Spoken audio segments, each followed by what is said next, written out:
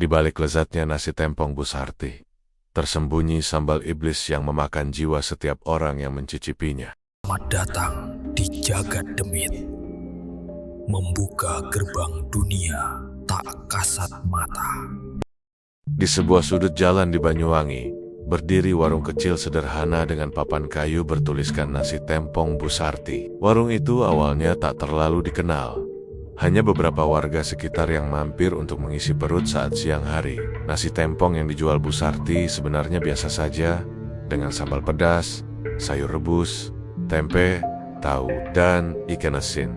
Tak ada yang terlalu istimewa. Namun dalam hitungan minggu, warung itu berubah drastis. Orang-orang mulai berbondong-bondong, datang bahkan dari luar kota. Warung yang sebelumnya sepi kini selalu ramai, dari pagi hingga larut malam. Anehnya, meski Bu Sarti hanya terlihat memasak dalam porsi kecil, lauk pauknya seakan tidak pernah habis. Nasi di dalam wadah bambu besar selalu penuh, sambal dalam, cobek tak pernah menyusut, dan ikan goreng yang ditaruh di etalase tetap ada, meski sudah ribuan piring disajikan dalam sehari. Para tetangga yang memperhatikan perubahan ini merasa heran. Aku lihat sendiri, tadi pagi dia cuma goreng 6 ekor ikan asin, tapi sekarang kok yang keluar bisa sampai puluhan piring? Apa dia ada dapur belakang yang kita nggak tahu? Bisik seorang tetangga bernama Marni kepada suaminya. Tapi ketika mereka mengintip dari sela-sela warung, dapur Bu Sarti hanya terlihat sederhana. Tak ada tumpukan bahan makanan seperti pedagang besar pada umumnya. Keanehan tak berhenti di situ. Beberapa pelanggan mulai merasakan sensasi berbeda. Setelah makan di sana, mereka mengaku nasi tempong Bu Sarti memiliki rasa yang tak bisa dijelaskan dengan kata-kata. Pedasnya membuat tubuh berkeringat deras, tapi bukannya kapok, mereka justru ingin kembali lagi. Ada yang bilang sambalnya membuat dada mereka berdebar seperti sedang jatuh cinta. Ada pula yang merasa tubuh mereka lebih bertenaga setelah makan. Tak sedikit yang rela antre berjam-jam demi sepiring nasi tempong itu. Malam hari pun, yang bayosannya, warung nasi kampung tutup. Justru warung Bu Sarti tetap ramai. Bahkan ada kabar beberapa orang datang di tengah malam buta, dan warung itu masih melayani. Lampu Petromax di depan warung tetap menyala terang. Meski tak ada tetangga yang melihat Bu Sarti berbelanja tambahan bahan makanan ke pasar, satu-satunya penjelasan yang bisa diterima akal sehat hanyalah ada sesuatu yang tidak wajar sedang terjadi. Marni suatu malam mencoba memberanikan diri mendekat ke warung. Dari balik pohon pisang, ia memperhatikan pelanggan-pelanggan yang datang. Awalnya biasa saja, namun ketika waktu menunjukkan pukul 2 dini hari, ia mulai menyadari sesuatu yang aneh. Beberapa pelanggan datang dengan wajah pucat, tubuh kurus kering, mata merah menyala seperti orang yang kurang tidur. Mereka makan dengan lahap, menyuap nasi tempong ke mulut mereka dengan kecepatan luar biasa. Suara kunyahan mereka terdengar keras di telinga Marni, bercampur dengan tawa lirih Bu Sarti yang duduk di balik meja kasir. Yang membuat bulu kuduk Marni berdiri adalah kenyataan bahwa setelah selesai makan, para pelanggan itu tidak membayar. Sepi-sepan, mereka hanya menunduk, menatap Bu Sarti, lalu berjalan pergi ke arah jalan gelap yang menuju ke sawah. Marni berlari pulang dengan tubuh gemetar, tak berani menceritakan apa yang dilihatnya kepada siapapun. Keesokan paginya, warung Bu Sarti kembali dipenuhi pelanggan biasa, orang-orang kampung dan pekerja kantor yang sengaja mampir sebelum berangkat. Tak ada yang menyadari apa yang sebenarnya terjadi di malam sebelumnya. Hanya saja, semakin hari warung itu semakin ramai. Ada bus pariwisata yang sengaja berhenti di dekat situ hanya untuk makan. Ada sopir truk yang sengaja mengantre berjam-jam demi sepiring nasi tempong. Dan anehnya, meski sudah ratusan orang datang setiap hari, tak pernah ada tanda-tanda kehabisan. Lokator nasi. Bu Sarti yang dulu dikenal sebagai janda sederhana, kini mulai tampil berbeda. Kalung emas menggantung di lehernya, gelang tebal melingkar di tangannya. Warung kecilnya direnovasi, diberi cat baru, kursi dan meja kayu diganti dengan yang lebih bagus. Namun yang membuat orang makin curiga adalah ekspresi wajah Bu Sarti. Ia jarang tersenyum seperti dulu. Matanya sering kosong menatap lurus, dan kulitnya tampak lebih pucat, meski ia terlihat semakin kaya. Suatu malam, seorang pemuda bernama Rudi, yang baru pulang kerja nekat membeli nasi tempong di jam 3 dini hari. Ia merasa lapar dan penasaran dengan cerita warung itu. Saat sampai di sana, ia mendapati warung masih buka, tapi suasananya aneh.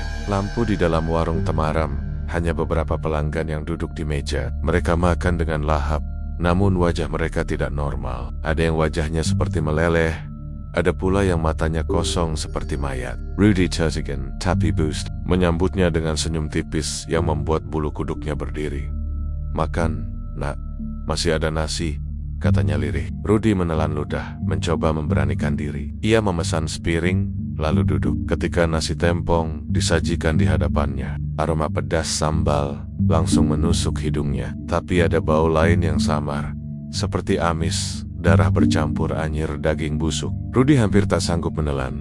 Namun di bawah tatapan tajam Bu Sarti, ia terpaksa menyuap 1 sendok. Seketika lidahnya terbakar, tapi sensasi itu menyebar ke seluruh tubuhnya. Ia merasa hangat, jantungnya berdegup kencang, dan matanya berkunang-kunang. Pelanggan lain menoleh padanya, tersenyum dengan gigi hitam dan bibir berlumur sambal merah. Rudy buru-buru berdiri, meletakkan uang di meja, dan berlari keluar. Malam itu ia tak bisa tidur. Tubuhnya terus berkeringat dingin, dan bayangan wajah pelanggan aneh di warung itu terus menghantui. Keesokan harinya, kabar beredar bahwa salah satu warga kampung, seorang kuli bangunan, ditemukan pingsan di pinggir sawah dengan tubuh melepuh seperti terbakar dari dalam. Orang-orang mengaitkan kejadian itu dengan warung Bu Sarti, tapi tak ada yang berani bersuara keras. Warung itu terlalu populer, terlalu ramai, dan entah bagaimana orang-orang yang sudah sekali makan di sana selalu kembali, meski dengan tubuh semakin lemah. Warung nasi tempong Bu Sarti pun terus berdiri, semakin ramai, semakin menakutkan. Para tetangga hanya bisa berbisik dalam ketakutan, menyadari bahwa ada sesuatu yang kelam sedang bersemayam di balik kepulan sambal pedas yang begitu digandrungi. Beberapa bulan sebelum warung nasi tempongnya mendadak ramai, hidup Bu Sarti sebenarnya berada di ujung keputusasaan. Ia adalah janda paruh baya yang ditinggal suami sejak lama, dengan 2 orang anak yang masih kecil. Warung nasinya sepi, penghasilan tidak menentu, dan utang mulai menumpuk. Pernah beberapa kali ia mencoba menutup warung dan bekerja serabutan, namun usahanya selalu berakhir gagal. Suatu malam, ketika ia termenung di dapur yang gelap, datang seorang tamu tak diundang. Seorang lelaki tua berambut putih kusut, dengan mata yang berkilat merah samar. Lelaki itu dikenal orang-orang desa sebagai dukun tua yang jarang keluar rumah. Namun banyak rumor mengatakan ia masih memegang hubungan dengan makhluk gaib, penghuni Alas Purwo. "Kowe iki wong sing tansah nyambut gawe, ning nasibmu kok Angel," ujar lelaki itu dengan suara serak. Bu Sarti hanya menunduk, matanya berlinang. "Anak-anakku butuh makan, Pak, warungku sepi. Aku orang ngerti kudu piye." Lelaki tua itu lalu menyarankan sebuah jalan yang membuat tubuh Bu Sarti merinding. Ia diminta pergi ke Alas Purwo pada malam bulan gelap, membawa sesajen sederhana, ayam hitam, kemenyan, dan air kelapa hijau. Jika berani, ia akan mendapat tawaran yang bisa mengubah hidupnya. Awalnya Bu Sarti menolak, tapi ketika esok harinya anaknya jatuh sakit, sementara uang untuk berobat tidak ada, pikirannya berubah. Malam itu, dengan hati gemetar, ia menyusuri jalan menuju Alas Purwo, hutan keramat yang dikenal penuh misteri. Udara malam terasa berat, suara serangga mendengung bercampur dengan jeritan burung malam. Di dalam kegelapan hutan, Bu Sarti meletakkan sesajen seperti yang diminta. Ia membakar kemenyan, dan asap putih tipis mengepul, berputar aneh di udara, seolah membentuk lingkaran. Dari balik pepohonan, terdengar suara langkah berat. Sosok hitam tinggi besar perlahan muncul. Tubuhnya menjulang hingga hampir menyentuh dahan pak. Wajahnya tak jelas, hanya 2 mata merah menyala seperti bara api. Suara parau keluar dari mulutnya, menggema di seluruh hutan. "Sarti ... Kau penjen suji." Tubuh Sarti gemetar hebat. Ia hampir tak bisa menjawab. Namun akhirnya, dengan suara tercekat, ia berkata, "Inggih, aku mung kepengin anak-anakku ora keluwen. Warungku rame. Aku aiso bayar utang." Sosok itu tertawa, suaranya membuat tanah bergetar. "Gampang, aku aiso maringi kabeh sing kowe karep. Nanging ana siji syarat, saben wektu tartamtu kudu ana jiwa sing dadi sesajen. Ora usah kowe seret wong menyang kene. Gawewe pangananmu bakal tak isi." Sapa wei sing mangan yen wis wayahi jua aiku dadi tumbal kanggo perjanjianmu. Busarti terdiam. Dadanya sesak. Ia membayangkan anak Inania kelaparan di rumah, tubuh kurus mereka, dan masa depan yang suram. Ia merasa tak punya pilihan. Dengan air mata jatuh, ia mengangguk. Aku gelem. Dalam sekejap, angin kencang bertiup. Api lilin kecil di dekat. Sesajen padam. Dan sosok hitam itu lenyap. Hanya suara berbisik yang tertinggal di telinganya. Mulai esuk, pangananmu bakal ora tahu entek. Sabin suapan sing dicecap wong dari perjanjianku karo kowe. Sejak malam itu, hidup Busarti berubah. Warung yang sebelumnya sepi mulai didatangi pelanggan tanpa ia tahu dari mana datangnya. Sambalnya terasa lebih nikmat meski ia hanya mengulek. Cabe seadanya. Nasi yang dimasak tak pernah habis meski ia hanya menanak 1 liter beras. Ikan asin dan lauk sederhana selalu kembali muncul di wadah, seolah ada tangan gaib yang mengisinya. Awalnya, Busarti merasa bersyukur. Ia bisa membayar utang, menyekolahkan anak-anaknya, bahkan mulai dikenal luas di kampung. Namun seiring berjalannya waktu, ia mulai melihat tanda-tanda menyeramkan. Beberapa pelanggan setia tiba-tiba jatuh sakit misterius. Kulit mereka seperti terbakar dari dalam, bibir pecah-pecah, mata memerah. Ada yang meninggal dengan wajah penuh kengerian.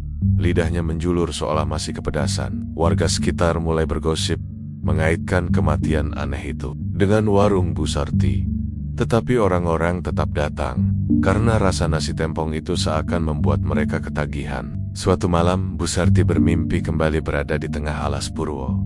Sosok hitam itu muncul lagi. Kali ini lebih dekat, nafasnya panas seperti api.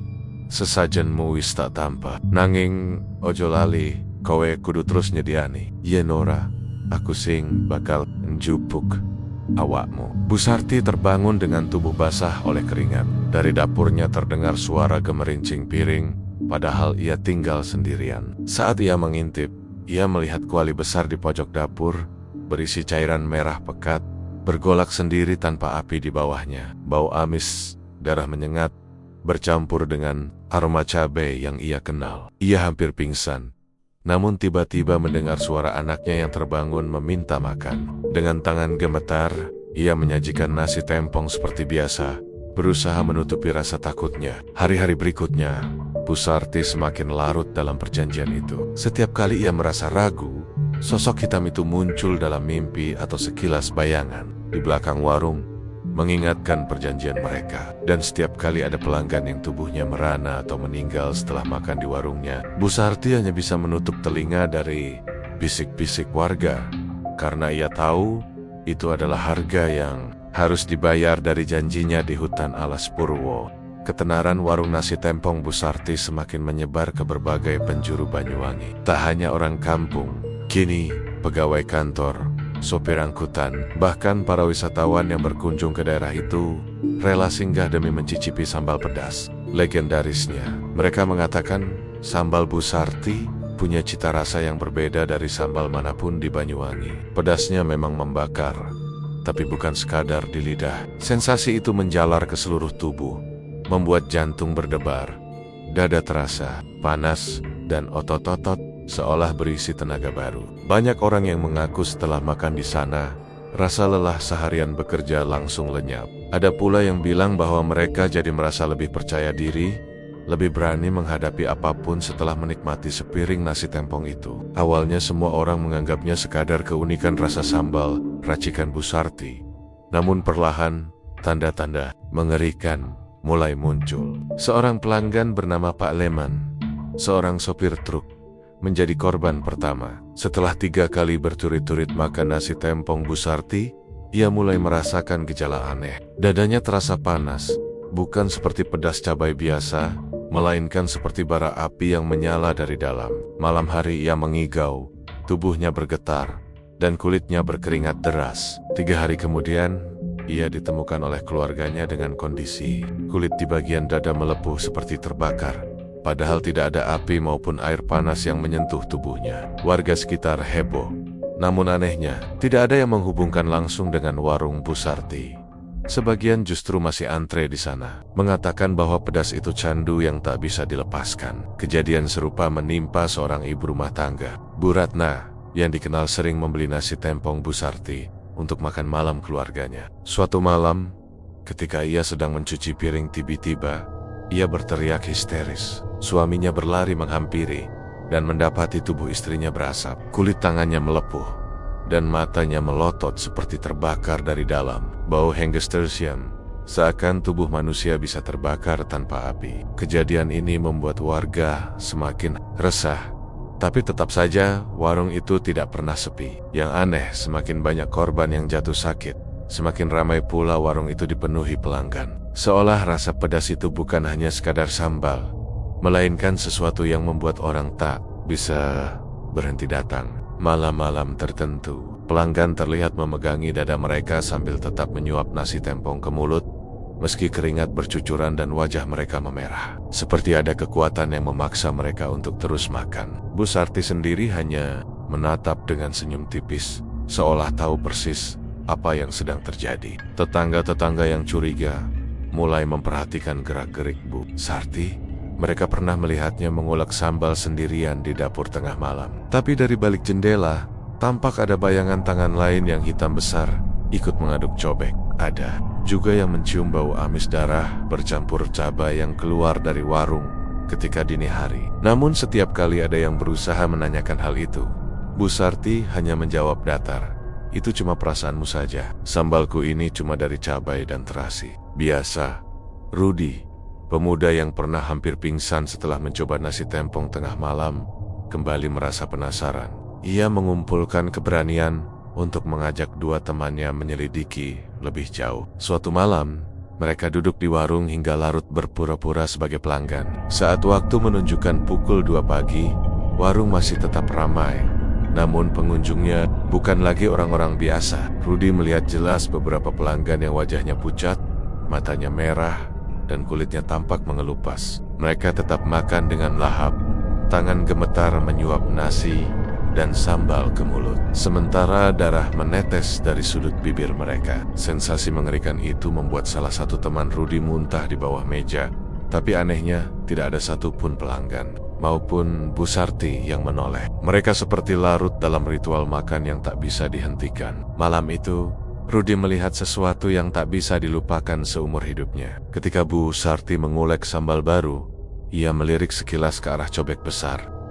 Di sana bukan hanya cabai yang ditumbuk, tapi ada sesuatu yang bergerak pelan di dalamnya. Seperti potongan daging merah segar, menggeliat seperti masih hidup. Setiap kali Bu Sarti menumbuk, terdengar erangan lirih yang hanya bisa didengar telinga orang yang cukup dekat. Rudi membeku di tempat, dadanya sesak. Keringat dingin membasahi tubuhnya. Ia sadar, kini bahwa rasa pedas yang membakar dada para pelanggan bukanlah sekadar sensasi cabai, melainkan nyala api gaib yang menelan jiwa mereka sedikit demi sedikit. Esoknya, kabar buruk kembali menyebar. Seorang anak muda yang baru pertama kali mencoba nasi tempong itu ditemukan mati di rumahnya dengan tubuh gosong seperti terbakar api. Ibunya menangis histeris, sementara tetangga berbisik-bisik mengaitkan kematian itu dengan warung Bu Sarti.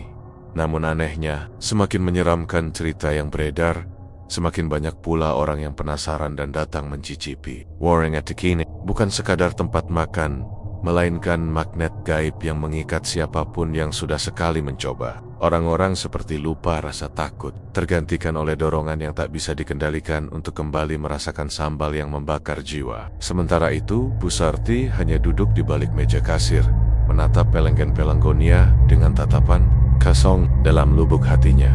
Ia tahu satu hal pasti, setiap orang yang duduk dan menyuap nasi tempongnya sedang menyerahkan sebagian jiwa mereka kepada sosok yang pernah ia temui di hutan. Alas Purwo, pedas itu bukan sekadar rasa, melainkan neraka kecil yang menyala di tubuh manusia, membakar perlahan hingga tak tersisa. Warung nasi tempong Bu Sarti yang semakin ramai membuat ia tidak lagi sanggup mengurus semuanya seorang diri. Pelanggan datang dari pagi hingga dini hari, membuat warung itu tak pernah benar-benar tutup. Awalnya Bu Sarti meminta bantuan anak-anaknya, Namun mereka masih kecil dan sering jatuh sakit. Seolah tubuh mereka tak sanggup berada terlalu lama di dalam warung yang penuh hawa panas itu. Akhirnya, Bu Sarti mulai merekrut orang-orang kampung sebagai pekerja dapur. Pekerja pertama adalah seorang pemuda bernama Raka. Ia masih berusia 20 tahun, butuh uang untuk membantu orang tuanya yang sakit. Awalnya ia senang bisa bekerja di warung yang sedang ramai. Namun hanya dalam 2 minggu, ia mendadak menghilang. Orang tuanya mencari kemana-mana, tapi tak ada jejak. Bu Sarti hanya berkata bahwa Raka berhenti karena tak tahan dengan pekerjaan yang berat. Anehnya, di malam Raka menghilang, beberapa warga mengaku mendengar suara jeritan lirih dari arah dapur warung. Keesokan harinya, bau anyir aneh tercium di sekitar warung, seperti darah segar yang bercampur dengan cabai. Orang-orang mencoba mengabaikan, tapi rasa takut mulai merayap. Tak lama setelah itu, Bu Sarti merekrut seorang janda muda bernama Lina. Lina dikenal rajin dan penuh semangat. Ia bahkan sempat bercerita kepada tetangga bahwa pekerjaan di warung Bu Sarti memberinya penghasilan lebih besar daripada menjadi pembantu rumah tangga. Namun, tepat 3 minggu setelah ia mulai bekerja, ia pun lenyap tanpa jejak. Tetangga dekatnya terakhir kali melihat Lina masuk ke warung pada malam hari, membawa karung berisi sayuran. Esoknya, ia tidak pernah pulang, dan karung yang dibawanya tak pernah ditemukan. Bau anyir kembali muncul, lebih menyengat dari biasanya, sampai-sampai beberapa orang kampung muntah ketika melintas di depan warung. Bu Sarti lagi-lagi memberikan jawaban datar.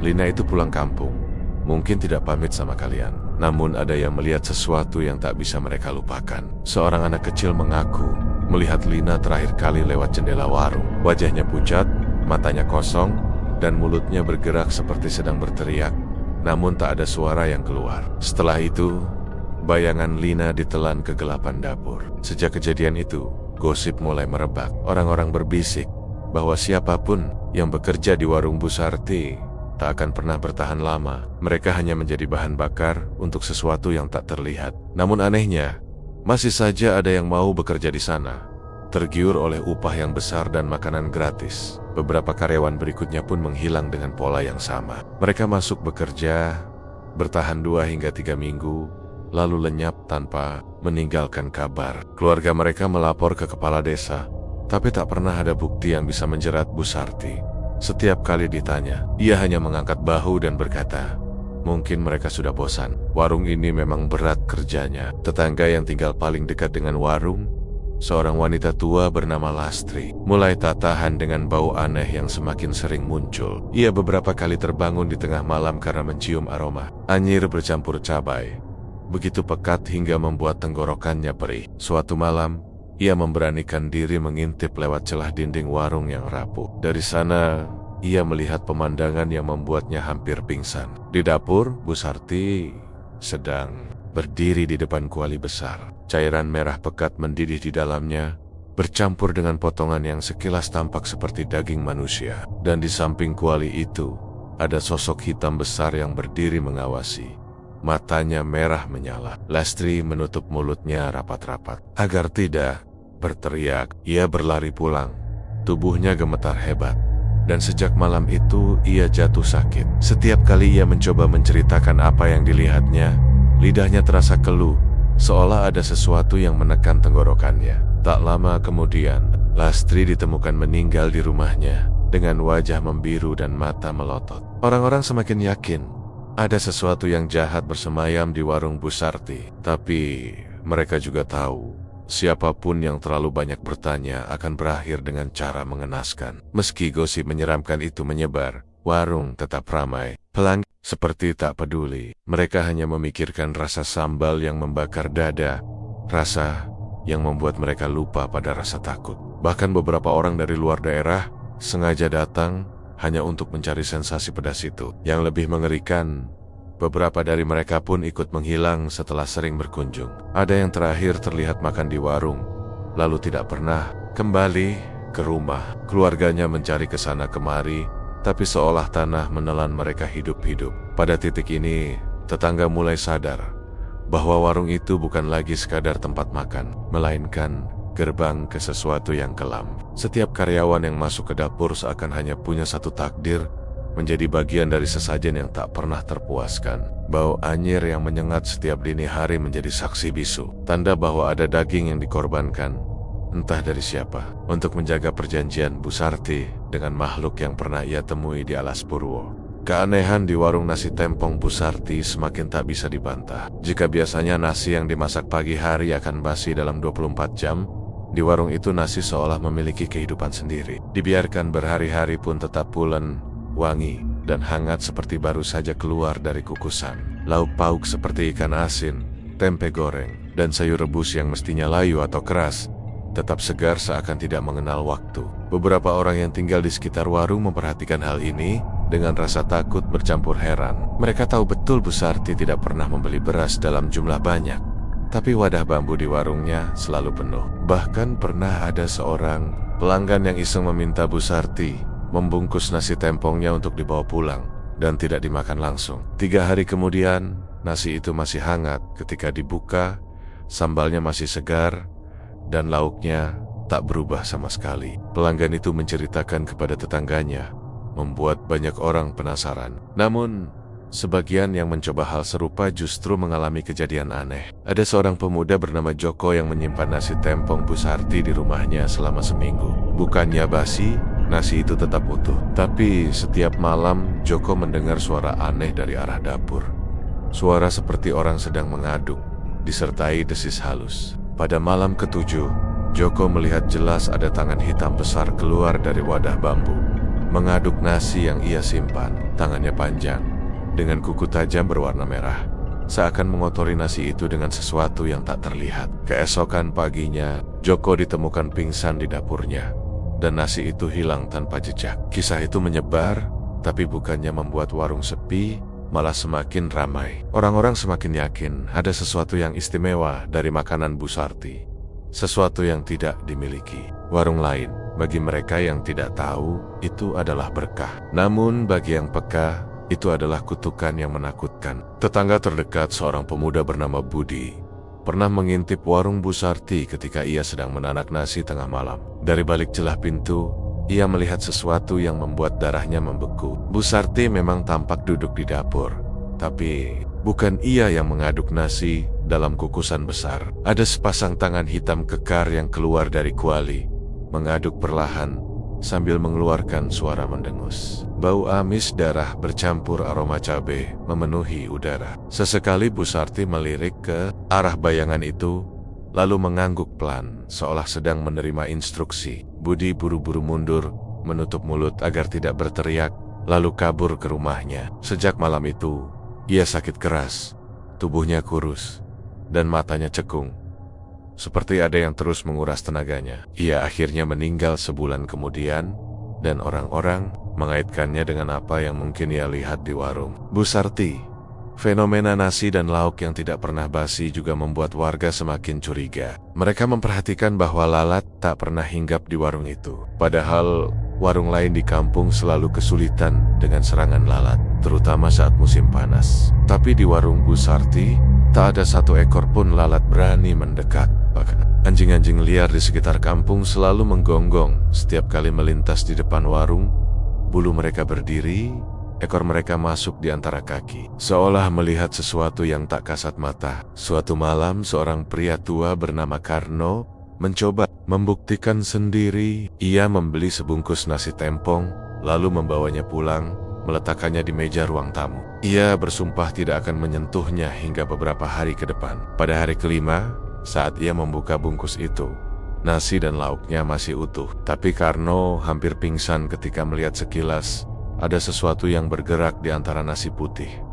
Jari-jari kecil berwarna hitam menggeliat lalu lenyap seperti asap. Ia membuang bungkusan itu ke sungai. Tapi malam-malam berikutnya ia selalu mendengar suara orang mengunyah di dapurnya, meski rumahnya kosong. Istrinya bahkan bersumpah pernah melihat bayangan tubuh besar duduk di kursi makan. Wajahnya gelap tanpa bentuk, hanya mata merah menyala. Setelah kejadian itu, Karno jatuh sakit parah dan tak pernah bisa berjalan normal lagi. Warga semakin yakin bahwa makanan Busarti bukanlah makanan biasa, namun mereka juga takut untuk mengatakannya terang-terangan. Warung itu terlalu ramai, terlalu kuat, dan siapapun yang mencoba mengganggunya selalu mendapat musibah. Bu Sarti sendiri kini semakin jarang berinteraksi dengan tetangga. Ia lebih sering menyendiri di warung, menatap kosong sambil menggeleseles cobek sambalnya. Sesekali ia terlihat bicara sendiri, seolah bercakap dengan seseorang yang tidak tampak. Kadang, jika malam terlalu sunyi, terdengar suara berat dari dapurnya, bercampur dengan tawa lirih Bu Sarti. Para tetangga hanya bisa menutup pintu rapat-rapat, pura-pura tidak mendengar. Warung nasi tempong Bu Sarti kini bukan lagi sekadar warung. Ia telah berubah menjadi tempat angker yang menyimpan rahasia kelam. Nasi yang tidak pernah basi, lauk yang selalu segar, dan tangan hitam yang terus mengaduk kuali menjadi saksi bisu perjanjian Bu Sarti dengan sesuatu dari alam lain. Bagi pelanggan, itu adalah keajaiban yang membuat mereka kembali lagi dan lagi. Tapi bagi mereka yang berani melihat lebih dekat, itu adalah horor yang perlahan menggerogoti jiwa dan tubuh. Malam-malam di Banyuwangi mulai berubah semenjak warung nasi tempong Bu Sarti makin terkenal. Jika siang hari warung itu penuh oleh orang biasa, maka di malam hari pemandangannya sangat berbeda. Orang-orang yang tidak dikenal, wajahnya asing, datang dengan langkah pelan dan mata kosong. Namun yang paling mengerikan adalah sekelompok pelanggan yang seolah tidak berasal dari dunia manusia. Mereka muncul tanpa suara, berdiri di depan warung ketika pintu baru saja dibuka.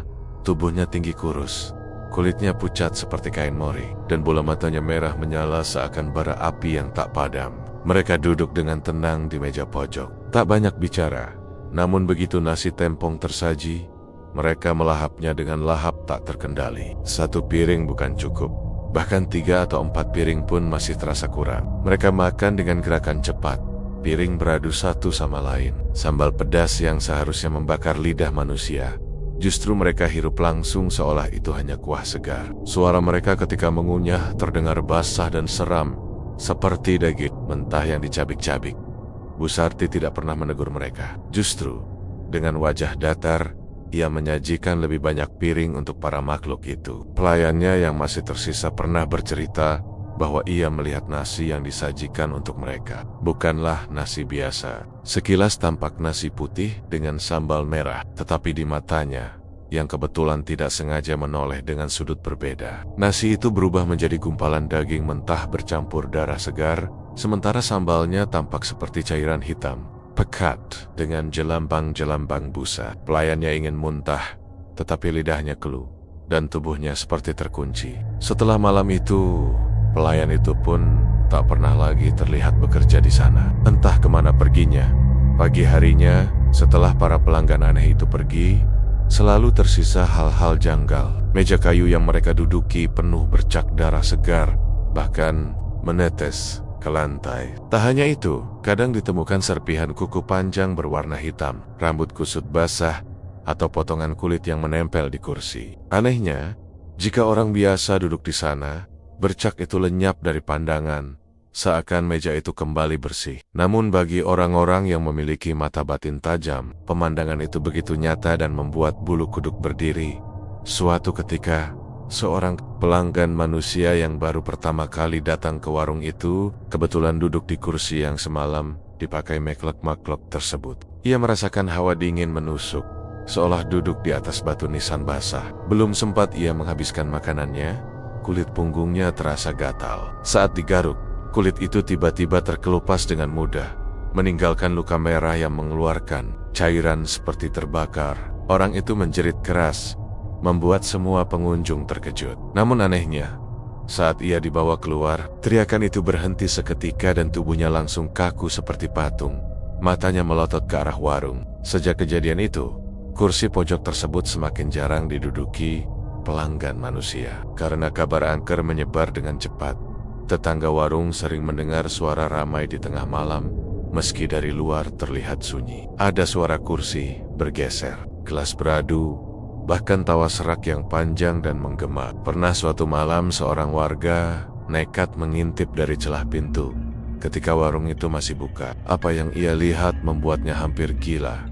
Puluhan makhluk pucat bermata merah duduk berdesakan. Wajah mereka tak utuh, ada yang tanpa bibir, ada yang rahangnya terbelah, ada pula yang lehernya bolong menganga. Mereka semua makan dengan lahap, dan di tengah mereka Bu Sarti berdiri dengan wajah kosong sambil terus menambah piring dari kuali besar. Ketika salah satu makhluk itu menoleh ke arah si pengintip, bola matanya langsung membesar merah menyala. Warga itu jatuh pingsan di tempat, dan sejak sadar, ia tak lagi bisa bicara normal. Hanya suara gemeretak aneh yang keluar setiap kali ia berusaha menceritakan apa yang dilihatnya. Orang-orang yang mulai sadar ada kejanggalan mencoba menghindari warung tersebut pada malam hari. Namun tetap saja banyak yang kembali. Seakan ada daya tarik gaib yang memaksa mereka. Beberapa pelanggan mengaku tidak pernah berniat makan di sana, tetapi kaki mereka seolah bergerak sendiri menuju warung Bu Sarti.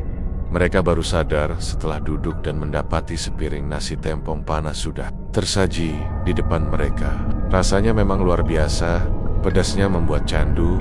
Tapi setelah pulang, tubuh mereka selalu sakit dan mimpi buruk menghantui. Dalam mimpi, mereka melihat diri mereka duduk bersama para makhluk pucat itu, menyantap nasi bercampur darah. Dan Bu Sarti tersenyum di ujung meja. Di kalangan masyarakat sekitar, gosip berkembang bahwa pelanggan setia Bu Sarti bukanlah manusia, melainkan arwah-arwah gentayangan yang datang karena ikatan perjanjian. Mereka adalah bagian dari tumbal yang harus dipelihara, sekaligus perwujudan roh-roh lapar yang memakan apapun yang disajikan. Namun, ada pula yang percaya bahwa sebagian dari makhluk itu dulunya adalah manusia biasa, entah pelanggan atau pekerja dapur yang dikorbankan. Setelah mati, jiwa mereka tidak tenang dan dipaksa kembali ke warung itu untuk terus makan selamanya. Semakin hari, jumlah makhluk itu bertambah. Kursi-kursi warung tak pernah kosong meski larut malam. Padahal, dari luar tampak hanya beberapa orang saja. Siapapun yang nekat masuk setelah tengah malam akan merasakan perbedaan. Udara pengap, aroma anyir yang menyengat, dan suara berbisik yang memenuhi telinga. Beberapa orang bahkan melihat bayangan hitam berdiri di pojok ruangan menatap Denggen. Mata merah menyala, seakan menilai apakah tamu baru itu layak dijadikan bagian dari hidangan berikutnya. Meski begitu, Bu Sarti tetap menjalani rutinitasnya, seolah semua itu wajar. Tangannya tidak pernah berhenti mengaduk nasi dan sambal, seakan tahu bahwa pelanggan setianya akan terus datang, entah manusia atau bukan. Dan setiap malam, di kursi pojok itu, selalu ada bercak darah baru, seakan tanda tangan dari para pengunjung yang tak pernah pergi. Ketenaran nasi tempong Bu Sarti semakin hari semakin tak terbendung. Warung sederhana di pinggir jalan yang dulunya sepi, kini bagaikan magnet yang menarik orang dari berbagai penjuru. Orang rela datang jojo hanya untuk merasakan pedasnya. Sambal nasi tempong yang digadang-gadang berbeda dari semua warung lain di Banyuwangi. Bahkan, ada yang rela antre hingga larut malam, meski tubuh mereka sudah kelelahan setelah seharian bekerja. Yang membuat orang semakin heran, warung itu seolah tak mengenal waktu tutup. Lampu-lampu di terasnya tetap menyala terang, uap panas masakan selalu mengepul, dan aroma sambal selalu tercium. Seakan-akan Bu Sarti tak pernah berhenti memasak. Namun, di balik ketenaran itu, tersembunyi rahasia yang makin lama makin sulit ditutupi. Sambal yang terkenal pedas hingga membakar dada itu ternyata bukan sekadar sambal biasa. Ada sesuatu yang menempel pada setiap ulekan cabai, tomat, dan terasi yang ditumbuk dengan cobek hitam besar di dapur Bu Sarti. Sesuatu yang tak bisa dilihat mata manusia biasa. Namun bagi orang yang peka pada dunia gaib, setiap suapan sambal itu adalah ikatan perjanjian. Jiwa orang yang menikmatinya terkoyak, sedikit demi sedikit, terikat dalam satu simpul tak kasat mata yang langsung menuju ke sosok hitam besar dari alas Purwo. Setiap kali pelanggan menyeruput sambal dengan nasi panas, sabajian dari kehidupan mereka tercabut, tersedot ke dalam kekuatan yang menopang warung itu. Dan semakin banyak orang yang makan, semakin kuat pula ikatan gaib antara Bu Sarti dengan makhluk penjaga perjanjiannya. Beberapa pelanggan yang awalnya tak pernah lepas dari warung itu mulai menunjukkan tanda-tanda aneh. Tubuh mereka terlihat semakin kurus, wajahnya pucat, bola matanya cekung, seolah kehilangan cahaya kehidupan. Anehnya, mereka tidak menyadari perubahan pada tubuh mereka. Mereka tetap kembali ke warung Bu Sarti, tetap makan dengan lahap meski tubuhnya semakin merapuh. Ada seorang lelaki paruh baya, seorang sopir truk yang selalu mampir setiap malam. Dulu tubuhnya kekar, wajahnya sehat. Namun setelah sebulan rutin makan di sana, Kulitnya mulai pucat kehijauan. Keringat dingin terus keluar meski udara malam itu sejuk. Ketika pulang ke rumah, ia sering mengigau, menyebut-nyebut nama Bu Sarti, dan menyanyikan lagu-lagu Jawa kuno dengan suara parau yang sama sekali bukan suaranya. Istrinya ketakutan, namun ketika mencoba melarang suaminya mampir ke warung itu lagi, sang sopir mengamuk, matanya merah menyala seperti orang kerasukan. Bukan hanya dia, seorang ibu muda bernama Yanti yang setiap pagi membeli nasi tempong untuk sarapan suami dan anak lainnya juga mulai berubah. Rambutnya yang dulu hitam indah kini rontok parah, matanya sering melotot sendiri saat ia menyuap nasi. Lebih menyeramkan, anak bungsunya yang baru berusia 3 tahun tiba-tiba sakit keras. Anak itu demam tinggi, kulitnya memerah seperti melepuh, lalu mengeluarkan aroma hangus seolah tubuhnya terbakar dari dalam. Dokter tak bisa menjelaskan penyakit aneh itu. Yanti hanya bisa menangis di samping ranjang anaknya. Tapi entah mengapa, ia tetap kembali ke warung Bu Sarti, seolah ada dorongan tak terlihat yang menyeret langkahnya kembali ke meja panjang dengan sambal setan itu. Orang-orang yang lebih peka mulai membicarakan hal ini. Ada kabar bahwa sambal Bu Sarti bukan sambal biasa. Katanya, cobek yang ia gunakan bukanlah cobek tanah liat biasa, melainkan batu hitam dari dalam alas purwo. Batu itu konon dipenuhi energi gaib yang menyerap jiwa siapapun yang mencicipi hasil tumbukannya. Bahkan, ada saksi yang mengaku pernah melihat tangan Bu Sarti berubah aneh saat mengulek sambal tengah malam. Tangannya tampak lebih besar, kulitnya kehitaman, dan kuku-kukunya panjang seperti cakar. Namun begitu orang itu berkedip, Bu Sarti sudah kembali normal, tersenyum dengan wajah ramah yang menutupi rahasia kelam di balik senyumnya. Tak hanya manusia yang terikat, dunia gaib pun seakan ikut tertarik oleh aroma sambal itu. Suatu malam, seorang tetangga yang lewat depan warungnya melihat meja penuh pelanggan. Mereka makan dengan lahap, nasi berserakan di lantai, sambal merah berciprat ke wajah mereka. Namun saat diperhatikan lebih seksama, tubuh para pelanggan itu tidak wajar. Ada yang kepalanya botak licin tanpa wajah, ada yang lidahnya menjulur panjang hingga menyapu meja, ada pula yang tubuhnya seperti bayangan tanpa tulang. Mereka makan dengan rakus, darah menetes dari mulut mereka, bercampur dengan sambal pedas yang menetes ke lantai. Anehnya, ketika tetangga itu memanggil nama Bu Sarti, sekejap semua pemandangan itu hilang, berganti dengan warung penuh orang biasa. Bau anyir mulai sering tercium dari dapur Bu Sarti, bercampur dengan aroma cabai yang menyengat beberapa orang yang lewat larut malam mendengar suara jeritan samar dari dalam dapur. Suara itu terdengar seperti orang disembelih. Namun suara itu segera tertutup suara ulekan sambal yang bergema keras, seakan sedang menutupi jeritan maut dari dunia lain. Perjanjian yang Bu Sarti jalani memang memberikan kesuksesan luar biasa, tapi juga mengikat jiwa-jiwa yang tak berdosa. Semakin banyak sambal itu disantap, semakin banyak tumbal yang tersedot. Makhluk hitam dari alas purwo semakin kuat, sementara Bu Sarti semakin sulit melepaskan diri. Bahkan di beberapa kesempatan, Bu Sarti mulai merasakan tubuhnya sendiri ikut berdebar. Lidahnya sering terasa getir seperti logam, matanya sering berkunang-kunang dengan bayangan api, dan dalam tidurnya ia sering bermimpi didatangi makhluk hitam yang menagih janji. Makhluk itu berkata dengan suara yang menggelegar, "Sambal itu bukan sekadar makanan, Bu Sarti. Itu adalah jalanmu. Semakin banyak yang memakannya, semakin lama hidupmu, tapi jika berhenti, engkau tahu akibatnya." Bu Sarti terbangun dengan tubuh gemetar. Ia tahu, sambalnya kini bukan lagi sekadar bumbu, masakan, melainkan kutukan. Setiap orang yang memakannya akan terikat, sedikit demi sedikit kehilangan jiwa, dan pada akhirnya hanya akan meninggalkan tubuh kosong yang tak lagi bernyawa. Dan ia tahu, semua itu tak bisa dihentikan. Namun yang lebih mengerikan, rumor mulai beredar bahwa bukan hanya manusia yang tertarik pada sambal itu. Makhluk-makhluk dari luar dunia manusia kini mulai menjadi pelanggan tetap. Mereka tidak lagi sekadar hadir sesekali, melainkan mulai duduk di meja warung hampir setiap malam. Dan setiap tetes darah yang tercecer di meja setelah mereka makan selalu mengering dengan sendirinya sebelum fajar, seolah ditelan bumi.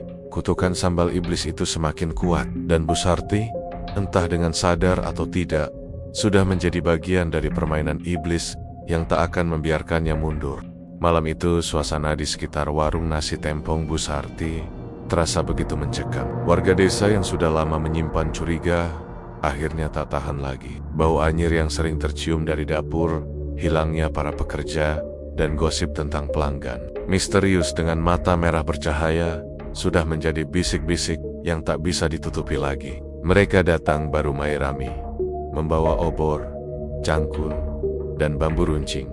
Sorot mata mereka penuh amarah bercampur rasa takut. Namun, tak ada lagi yang bisa menghentikan niat mereka. Malam ini, rahasia Bu Sarti harus dibongkar. Teriak Salah, seorang pemuda desa yang memimpin rombongan. Mereka menunggu hingga warung sepi. Pada jam-jam tertentu, biasanya warung itu masih ramai oleh pelanggan misterius. Namun kali ini, tepat tengah malam, suasana terlihat lengang. Lampu temaram masih menyala.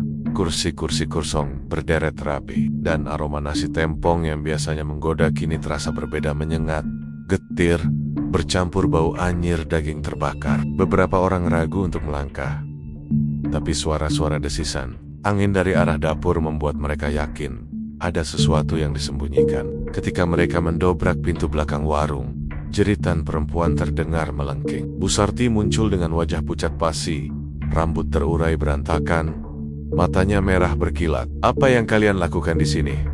Ini tempatku, kalian tak berhak masuk," teriak. Namun, warga tak menggubris. Mereka mulai merangsek masuk, mencari pintu rahasia yang kabarnya menuju dapur bawah tanah. Seorang pemuda yang sudah pernah mengintip sebelumnya menuntun mereka. Dan benar saja, di balik rak kayu penuh bumbu, ada pintu kayu yang tersembunyi. Mereka mendobraknya bersama-sama. Begitu pintu itu terbuka, hawa panas bercampur bau darah busuk menyeruak keluar, membuat sebagian besar warga muntah seketika. Anak tangga menurun ke arah kegelapan, hanya diterangi cahaya obor. Dari bawah terdengar bunyi gemericik aneh, seperti air mendidih, bercampur dengan suara-suara berbisik yang tidak berasal dari mulut manusia. Dengan keberanian yang dipaksa, mereka menuruni tangga itu. Dan di sanalah mereka menemukan kengerian yang selama ini hanya mereka bayangkan.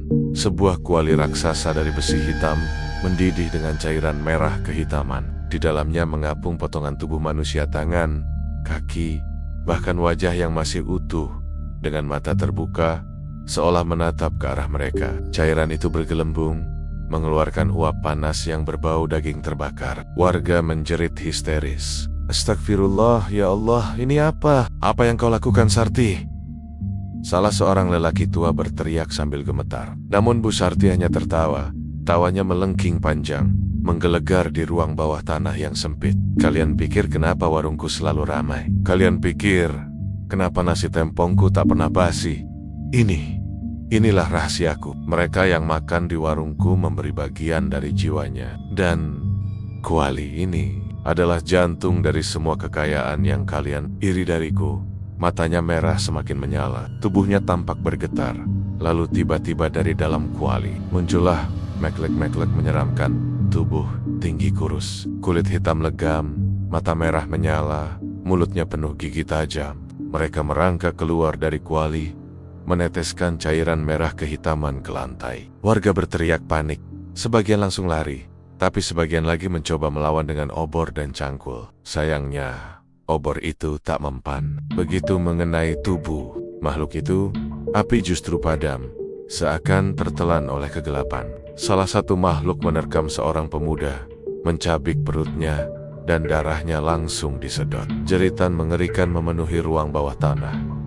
Sementara itu, kuali mendidih semakin keras. Sambal merah di dalam mangkuk-mangkuk yang tersusun di rak dapur tiba-tiba meletup, menyembur ke segala arah. Sambal itu bukan lagi cabai, melainkan api merah menyala yang langsung membakar siapapun yang terkena. Seorang ibu yang ikut rombongan menjerit ketika wajahnya tersiram sambal iblis itu.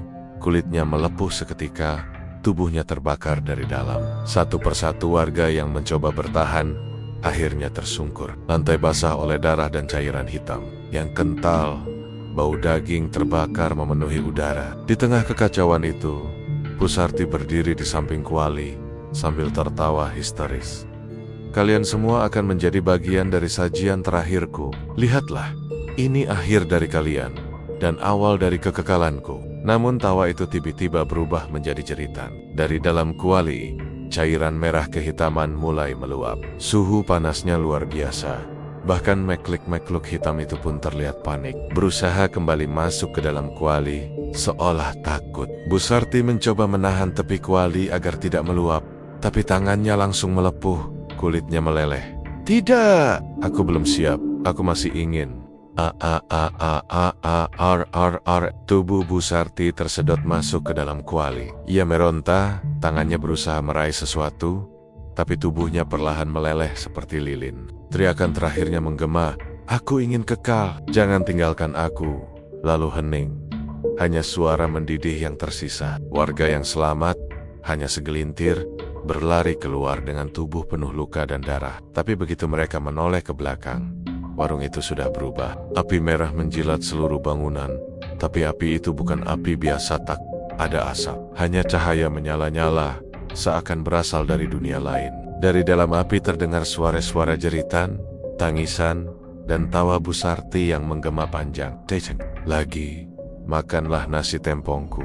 Suara itu terus terdengar, meski bangunan warung sudah runtuh dan menjadi abu. Keesokan harinya, warga lain yang datang hanya menemukan puing-puing kosong. Tak ada tubuh korban yang tersisa, seakan semuanya ditelan habis oleh api gaib. Namun, di antara puing itu, ditemukan sebuah mangkuk tanah liat berisi sambal merah yang masih mendidih. Meski sudah pagi dan api sudah padam, sambal itu tetap mengeluarkan panas, seakan menyimpan jiwa-jiwa yang telah dikorbankan. Sejak hari itu, lokasi warung nasi tempong Bu Sarti dianggap angker. Tak ada yang berani mendekat, apalagi membangun kembali di tempat itu. Orang-orang yang lewat malam hari sering mendengar suara piring beradu, bau nasi tempong segar, bahkan bayangan orang-orang yang sedang makan. Dan jika ada yang terlalu penasaran, mereka bisa mendengar bisikan halus, "Makanlah, makanlah, satu suapan saja." Konon, siapapun yang berani mencicipi sambal yang tersisa di mangkuk tanah liat itu akan ikut terikat menjadi bagian dari kuali iblis yang menelan Bu Sarti. Begitulah akhir berdarah dari warung nasi tempong paling menyeramkan di Banyuwangi.